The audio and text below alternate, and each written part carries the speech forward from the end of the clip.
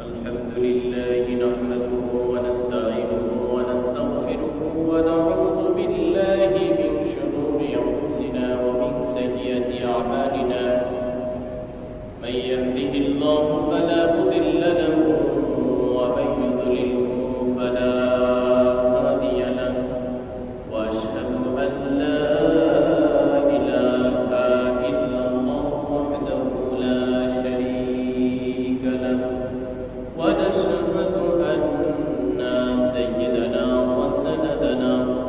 وسندنا وحبيبنا وحبيب طبيبنا وطبيب مولانا محمدا عبده ورسوله الذي أرسله بالحق بشيرا ونذيرا وداعيا إلى الله بإذنه وسراجا منيرا فقد قال الله تبارك وتعالى في كلامه المجيد والفرقانه الحميد فأعوذ بالله من الشيطان الرجيم بسم الله الرحمن الرحيم إذا أوى الفتية إلى الكهف فقالوا ربنا آتنا من لدنك رحمة وهيئ لنا من أمرنا رشدا قال رسول الله صلى الله عليه وسلم سهل بن سعد عن رسول الله صلى الله عليه وسلم قال من يزمن لي ما بين لحييه وما بين رجليه أزمن له الجنة أو كما قال رسول الله صلى الله عليه وسلم فقال الله سبحانه وتعالى في شان حبيبه يا أيها الذين آمنوا صلوا عليه وسلموا تسليما درود إبراهيم قرئ اللهم صل على محمد وعلى آل محمد كما صليت على إبراهيم وعلى آل إبراهيم إنك حميد مجيد اللهم بارك على محمد وعلى آل محمد كما باركت على إبراهيم وعلى آل إبراهيم إنك حميد مجيد اللهم بارك على محمد وعلى آل محمد كما باركت على إبراهيم وعلى آل إبراهيم إنك حميد مجيد بلغ العلا بكماله كشف الدجى بجماله حسنت جميع خصاله صلوا عليه وآله মহান রব্বুল আলামিনের দরবারে শুকরিয়া আদায় করছি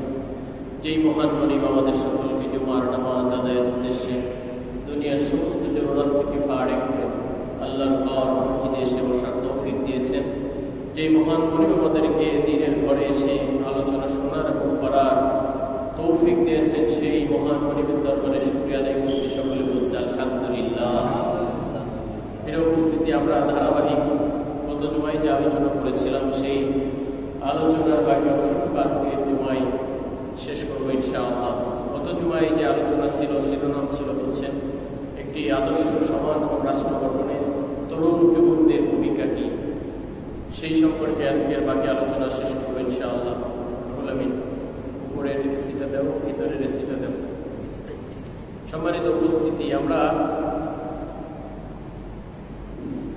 একটি আদর্শ সমাজ এবং রাষ্ট্র গঠনে তরুণ এবং যুবকদের যে ভূমিকা রয়েছে সেই ভূমিকার আগে আমরা একটা ভূমিকা আলোচনা করেছিলাম যে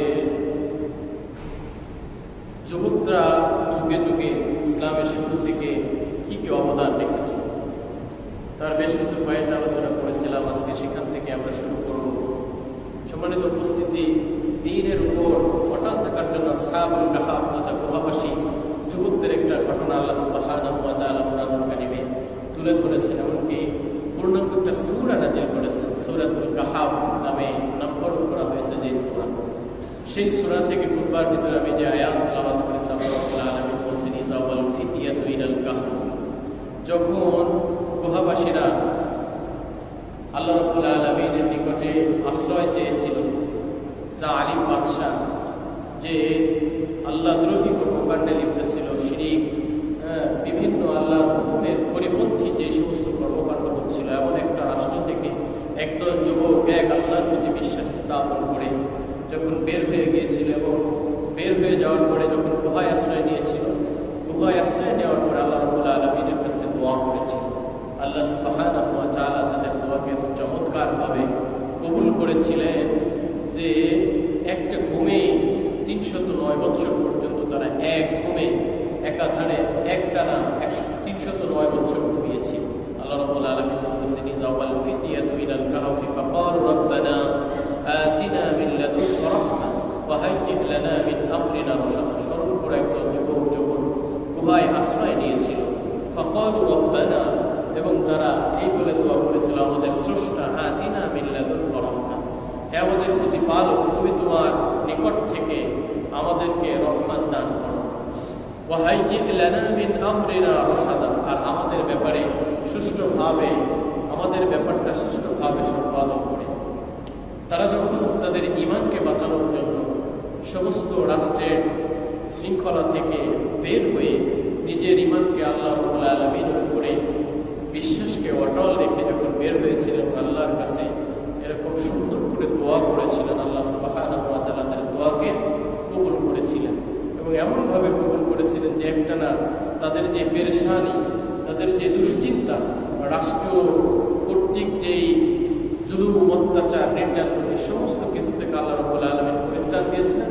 একটানা এক ঘুমে ৩০৯ বছর তাদের অতিবাহিত হয়েছিল। বলেন সুবহানাল্লাহ।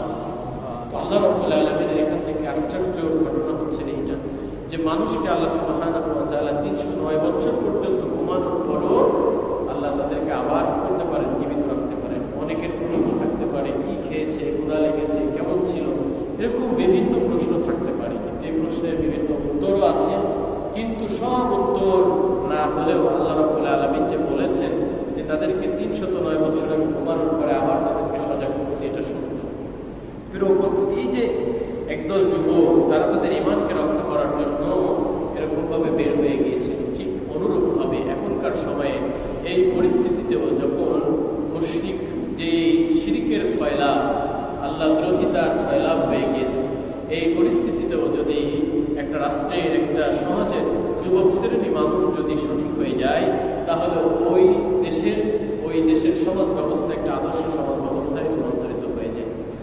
আল্লাহ রাসূল সাল্লাল্লাহু আলাইহি ওয়াসাল্লাম কি বলেছেন? আন সাহল ইবনে সা'দ রাদিয়াল্লাহু তাআলা আনহু قال, সাহল ইবনে সা'দ রাদিয়াল্লাহু তাআলা আনহু থেকে বর্ণিত একটি হাদিস, রাসূল সাল্লাল্লাহু আলাইহি ওয়াসাল্লাম বলেছেন মান ইয়াজমান লি, যে ব্যক্তি আমার জন্য আমানত রাখবে, বাইনা রিজলাইহি ওয়া বাইনা লাহইয়াইহি, যেই দুই রানের মাঝখানের যে লজ্জাস্থান এবং দুই চলের মাঝখানের যে জিহবা তথা তার জবান, এই দুইটা জিনিস যে আমার জন্য জামিন রাখতে পারবে, সুন্দরভাবে পরিচালনা করতে পারবে, আল্লাহ রাসূল বলতেছেন আজমান লাহুল জান্নাহ, আমি ওই ব্যক্তির জন্য জান্নাতের গ্যারান্টি দিতে পারি। বলেন সুবহানাল্লাহ। খুবই গুরুত্বপূর্ণ দুইটা পয়েন্ট। এক নম্বর হচ্ছে মানুষের জবান, দুই নম্বর হচ্ছে মানুষের লজ্জাস্থান। দুই রানের মাঝখানের বস্তু এবং দুই চলের মাঝখানের বস্তু, এই দুইটা জিনিসকে যদি মানুষ সংযতভাবে পরিকল্পিতভাবে আল্লাহর হুকুম অনুযায়ী যদি পরিচালিত করে, এই কথা বলা আল্লাহ রাব্বুল আলামিন নিষেধ করেননি, এই কথা বলা যাবে। এই কথা আল্লাহ রাব্বুল আলামিন নিষেধ করেছেন, এই কথা বলা যাবে না। লজ্জাস্থান যেখানে ব্যবহার করা আল্লাহ সুবহানাহু ওয়া তাআলা বৈধ করেছেন সেখানেই ব্যবহার করা যাবে, যেখানে ব্যবহার করা অবৈধ করেছেন সেখান থেকে বিরত থাকতে হবে। এই দুইটা অঙ্গকে যদি যথাযথভাবে মানুষ হেফাজত করতে পারে, তাহলে আল্লাহ রাসূল বলতেছেন তার জন্য আমি জান্নাতের গ্যারান্টি দিতে পারি। প্রিয় উপস্থিতি, সারা দেশের যদি বিশৃঙ্খলা, মারামারি, রাহাজানি, কাটাকাটি যদি বিশ্লেষণ করা হয়, তাহলে দেখা যাবে ম্যাক্সিমাম নারী ঘটিত এবং মানুষের কথার আক্রমণাত্মক দুর্ঘটনার শিকার। সুতরাং এই দুইটা অঙ্গকে যদি মানুষ যথাযথভাবে হেফাজত করে তাহলে অবশ্যই সে কি হবে, নিরাপত্তা লাভ করবে।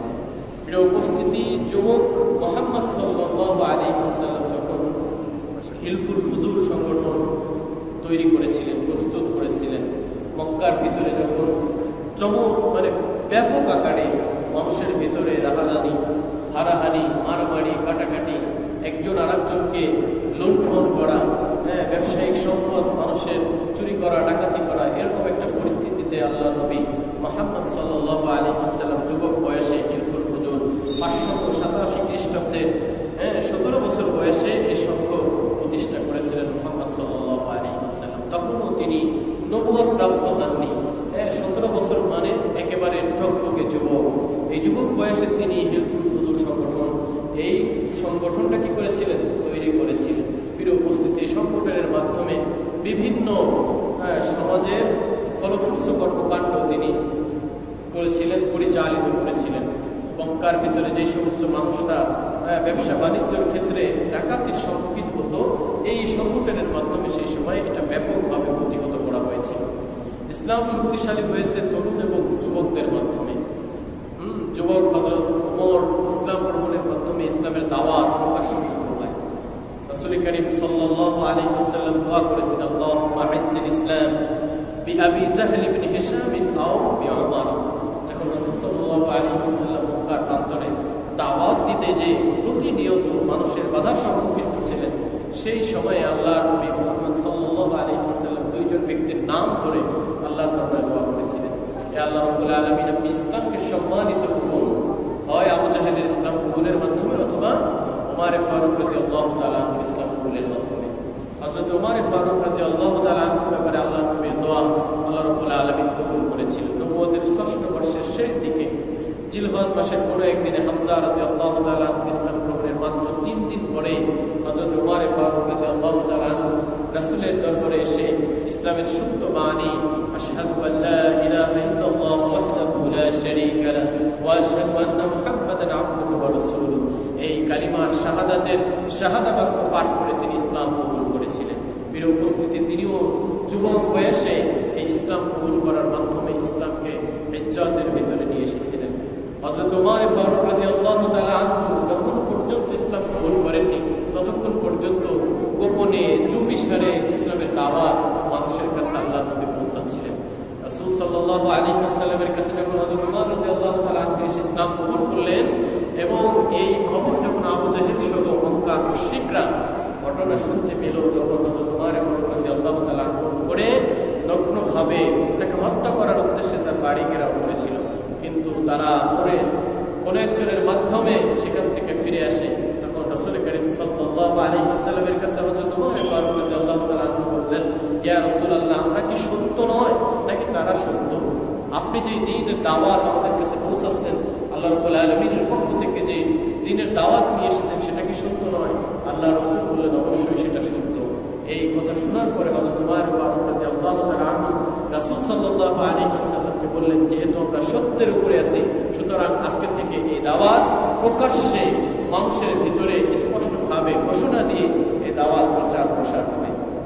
যখন হযরত ওমর ফারুক রাদিয়াল্লাহু তাআলা আনহু এই ঘোষণা দিলেন, তখন সমস্ত নতুন যে মুসলিমরা ছিল, সমস্ত মুসলিমরা খুশিতে এত জোরে তাদের প্রত্যেকটা গৃহ থেকে তাকবীর দিয়েছিল যে মক্কার পাদদেশ থেকে সকলের তাকবীর সমুচ্চারে উচ্চারিত হয়েছিল।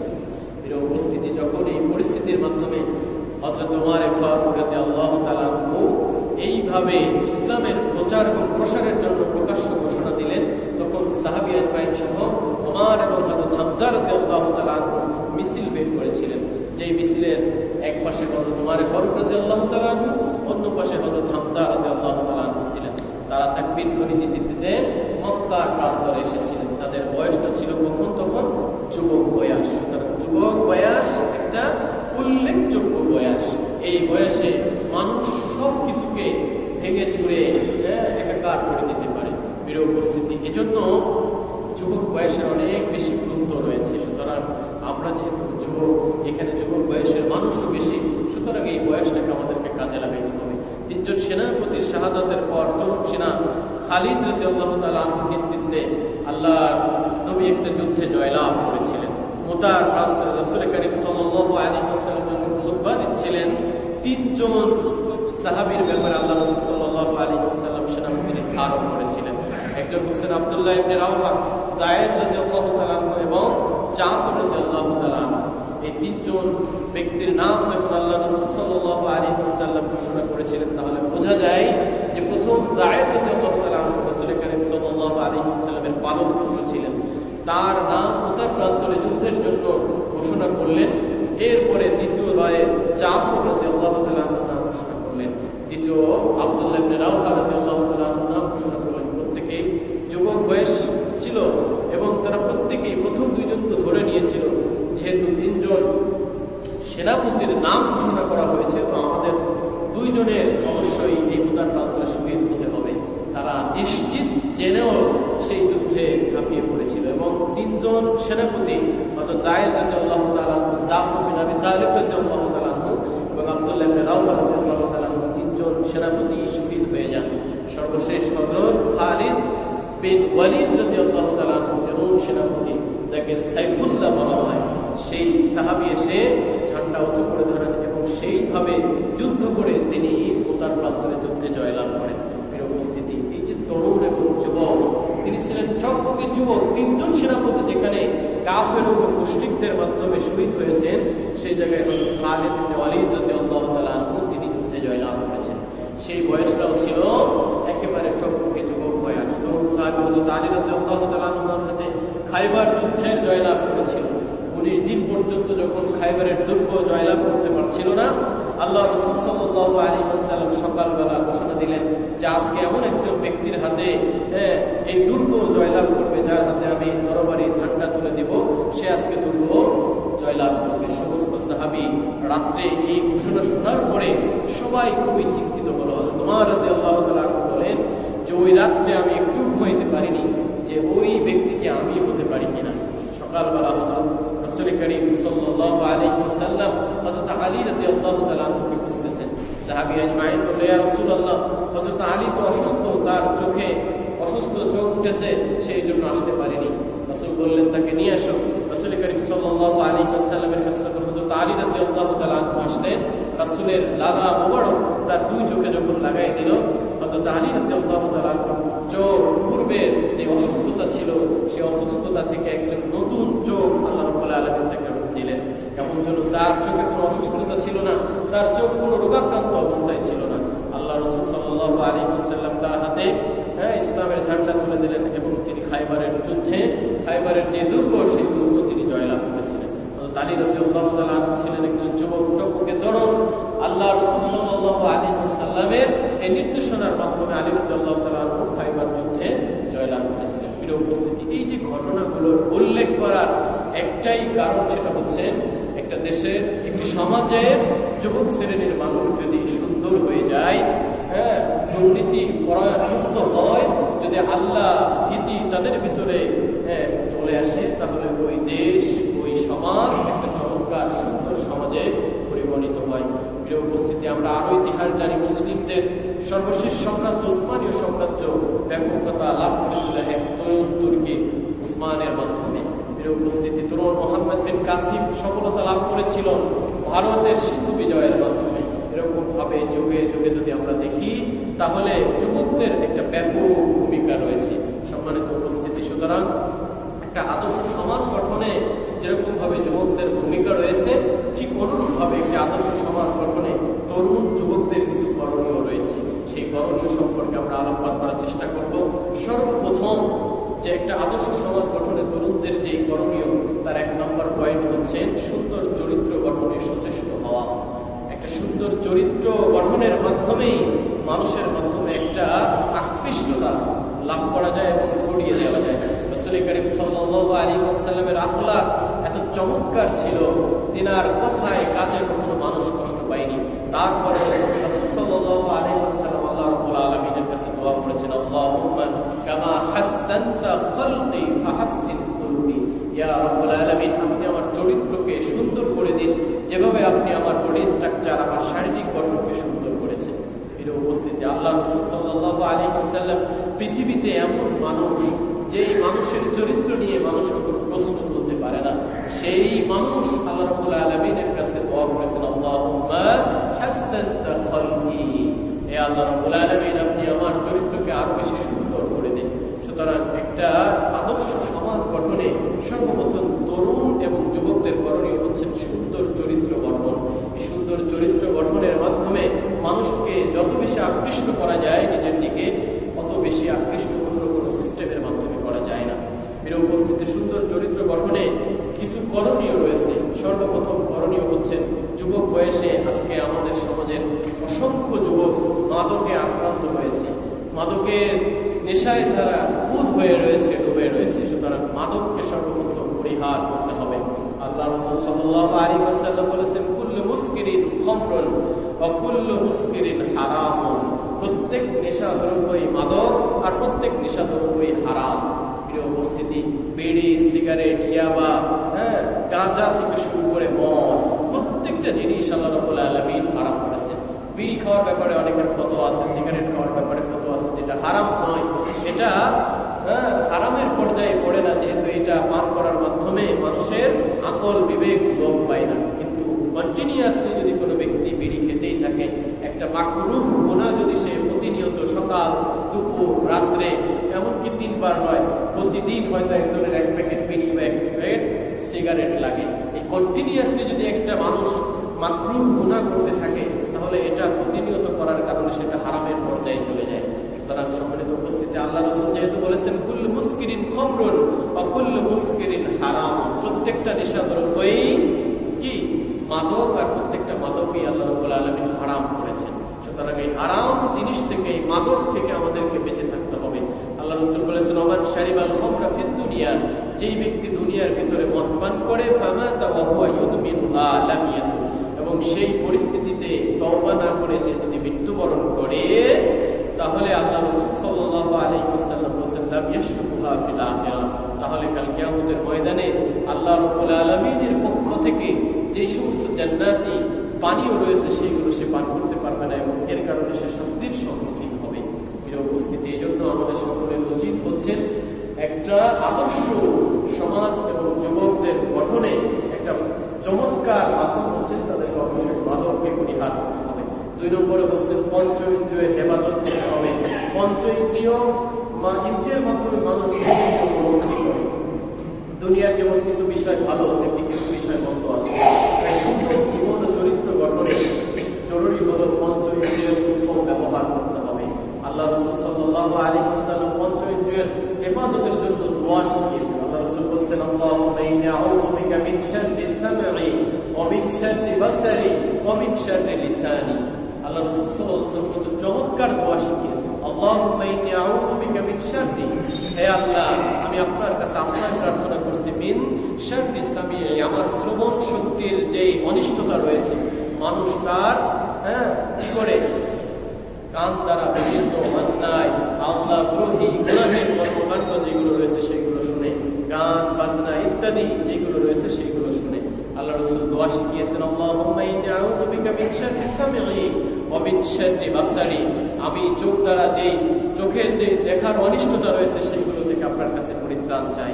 ওয়া মিন শাররি লিসানি, মানুষ তার জবানের মাধ্যমে যে সমস্ত কর্মকাণ্ড করে, জবানের যেই অনিষ্টতা রয়েছে, উল্টো পাল্টা কথাবার্তা বলে, গালিগালাজ করে, মানুষকে অন্যায়ভাবে কষ্ট দিয়ে কথা বলে, এই ধরনের অনিষ্টতা থেকে আল্লাহ রাসূল সাল্লাল্লাহু আলাইহি ওয়াসাল্লাম বলেছেন আমি সেইগুলো থেকে আপনার কাছে আশ্রয় চাচ্ছি। ওয়া মিন শাররি কলবি, এবং আমি কলবের অনিষ্টতা থেকে আমি আপনার কাছে আশ্রয় প্রার্থনা করছি। কলবের অনিষ্টতা কি? মানুষের ভালো আমি দেখতে পারি না। মানুষ একটা সুন্দর কাজ করেছে, সুন্দর গাড়ি কিনেছে, সুন্দর বাড়ি করেছে, সে ভালোভাবে চলতেছে, এটা আমার কলবের ভিতরে খুব করে কামড় মারে। তার মানে আমার অন্তরের ভিতরে, আমার কলবের ভিতরে রোগাক্রান্ত অবস্থায় আছে। অন্যের ভালো দেখে যখন আমার ভালো লাগবে, তাহলে বুঝতে হবে আমার কলব মোটামুটি ভালো আছে। কিন্তু অন্যের ভালো দেখে, অন্যের পদোন্নতি দেখে, অন্যের অর্থনৈতিক অবস্থা ভালো দেখে যদি আমার অন্তরের ভিতরে জ্বালা পোড়া শুরু হয়, তাহলে বুঝতে হবে আমার আপনার কলব রোগাক্রান্ত। এই জন্য আল্লাহ রাসূল বলেছেন, অমিন শাররি কলবি, আমার কলবে যে অনিষ্টতা রয়েছে সেখান থেকে আমি আশ্রয় প্রার্থনা করি। অমিন শাররি মান্নি, এবং আমার আকাঙ্ক্ষার অনিষ্টতা থেকে। মানুষের আকাঙ্ক্ষার কোনো শেষ নেই।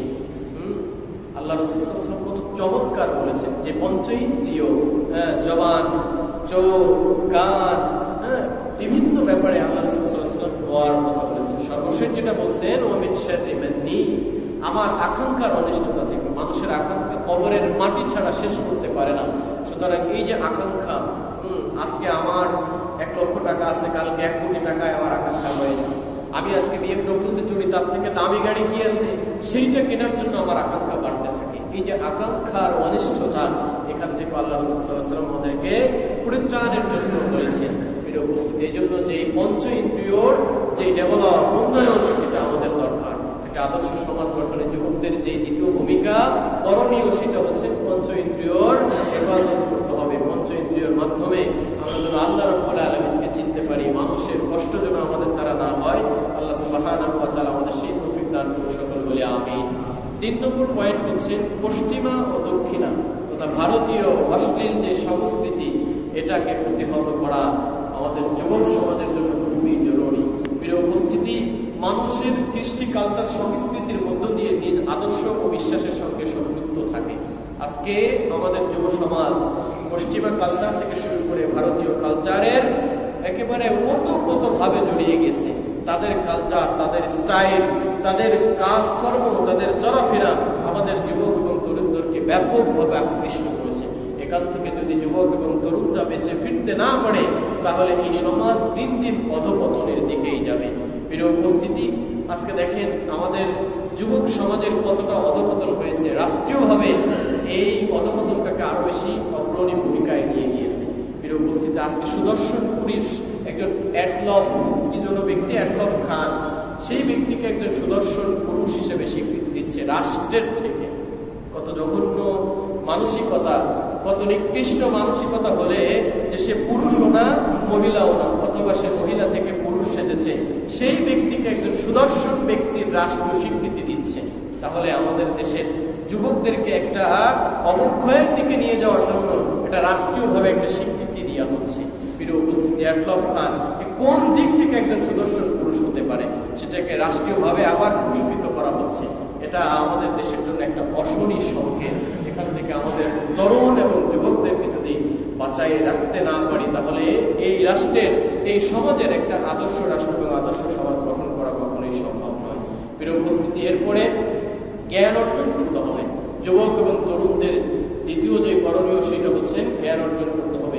ইসলামী শিক্ষার গুরুত্ব অপরিসীম। রাসূল সাল্লাল্লাহু আলাইহি ওয়াসাল্লামের উপরে সর্বপ্রথম যেই ওহী এসেছিল, সেই ওহীতে আল্লাহ রাব্বুল আলামিন কি বলেছেন, ইকরা বিসমি রাব্বিকাল্লাযী খালাক, আপনি পড়ুন আপনার সেই রবের নামে যিনি আপনাকে সৃষ্টি করেছেন। সুতরাং ইসলামের সর্বপ্রথম যে ওহী এসেছে সেটা হচ্ছে ইকরা, পড়া। পড়া মানে কি, জ্ঞান অর্জন করা। সুতরাং একজন যুবক এবং একজন তরুণ যদি সে সঠিকভাবে আল্লাহর বিধান, আল্লাহ রাব্বুল আলামিনের নাজিলকৃত ওহীর জ্ঞান যথাযথভাবে সে জ্ঞান অর্জন করে, তাহলে তার ভিতরে তার আকীদা বিল্ড আপ হবে।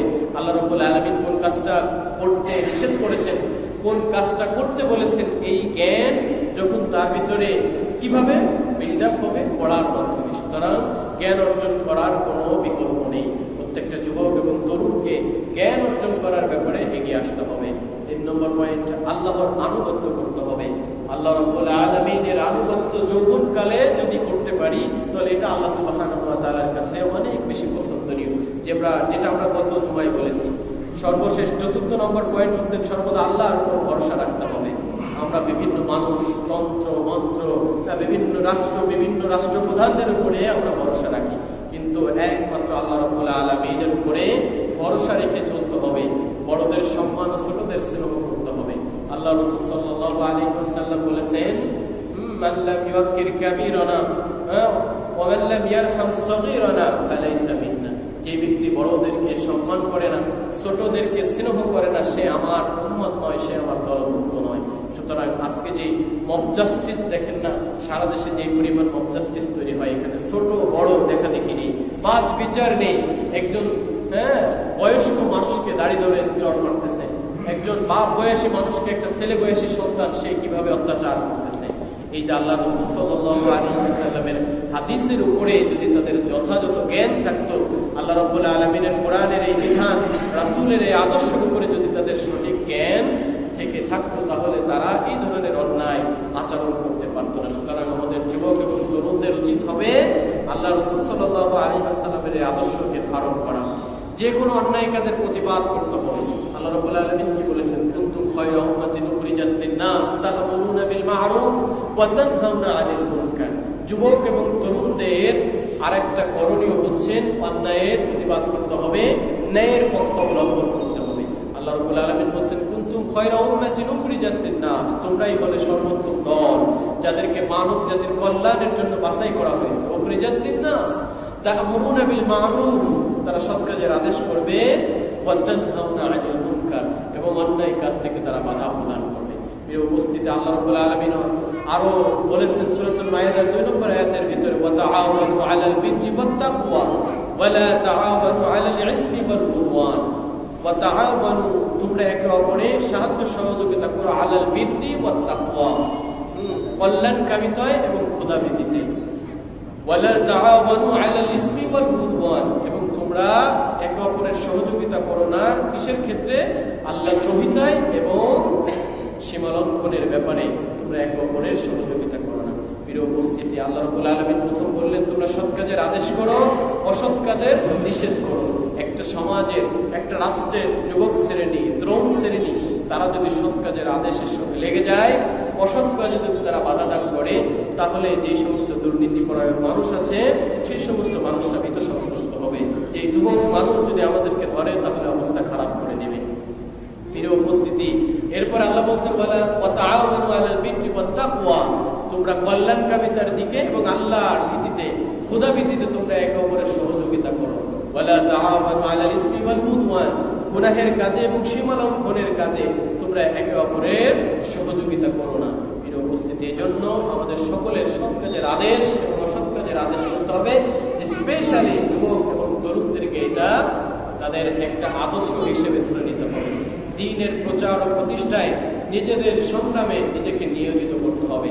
আজকে যুবক এবং তরুণ শ্রেণীর মানুষ যদি দ্বীনের এই প্রচার প্রসারের কর্মকাণ্ডে লেগে যায়, তাহলে অনেক বেশি উপকার হাসিল হবে। প্রিয় উপস্থিতি, আমাদের যুবক এবং তরুণ ভাইয়েরা যদি দ্বীনের দাওয়াতের ক্ষেত্রে সকলে লেগে যায়, দুই একজন মানুষ আজকে দ্বীনের কার্যক্রমের সঙ্গে লেগে গিয়েছে, তাই একটা বিপ্লব ঘটিয়েছে। যেরকম একজন ব্যক্তির কথা বলতে পারি আমরা, সোহাগ ভাই নামে যাকে চিনি। তিনি এক সময় ছিলেন এন্টি ইসলাম, তিনি ইসলামে বিশ্বাসই করতেন না। সেই ব্যক্তি যখন ইসলামের পথে আসলেন, এক ব্যক্তির ইসলামের পথে যথাযথভাবে আসার কারণে অসংখ্য যুবক, অসংখ্য মানুষ ইসলামের পথে চলে এসেছে। সুতরাং আমাদের যুবক এবং তরুণ ভাইদের প্রতি উদাত্ত আহ্বান থাকবে দ্বীনের প্রচারে এবং প্রসারে নিজেকে নিয়োজিত করা। আল্লাহ রাব্বুল আলামিন আমাদের রাষ্ট্রকে, আমাদের সমাজকে একটা আদর্শ সমাজ গঠনে যুবক এবং তরুণদের ভূমিকা রাখার তৌফিক দান করুন সকলে বলে আমিন।